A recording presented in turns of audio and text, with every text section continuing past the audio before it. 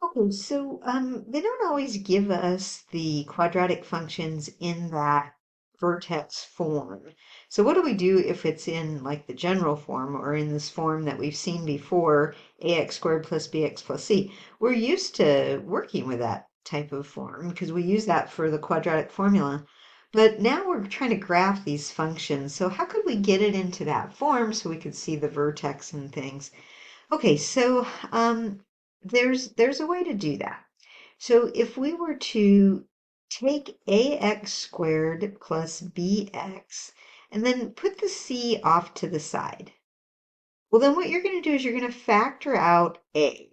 So you're going to divide these by a. Now a will be in front, and you'll have x squared plus b over a um, x, and then leave a little space, plus c. Well, then you want to complete the square like we've done in the past.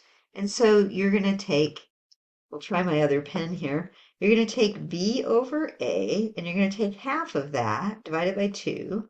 So you're going to have b over 2a, and then you're going to have to square that. So you're going to get b squared over 4a squared.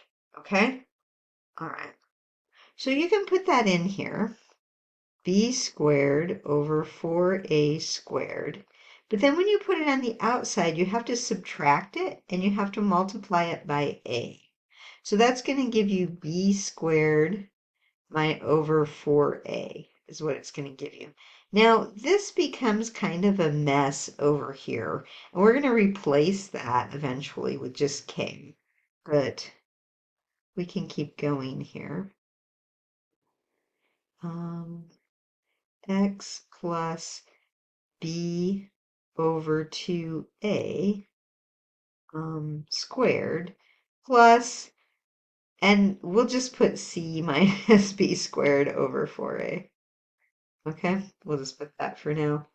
Now, you can see what h is then.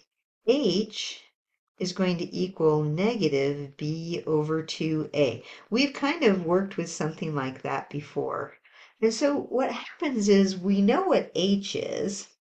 So Uh, so we know this. Okay, so that's part of the vertex, right? The vertex is HK.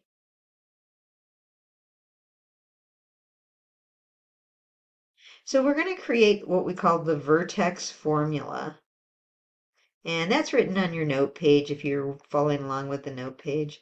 And so the vertex formula says, okay, to find h, you're going to take the opposite of b over 2a. That's not too bad. Then what we do is we evaluate the function at that h, or at that um, x value. And so we're going to find f of negative b over 2a. I mean, I guess you could do c minus b squared over 4a. That might be in some textbooks, but normally we just replace it with the function evaluated at whatever h is. So you find h, you plug that in, and then you can find k. That's the vertex formula, and we'll show you how to use that in the next video.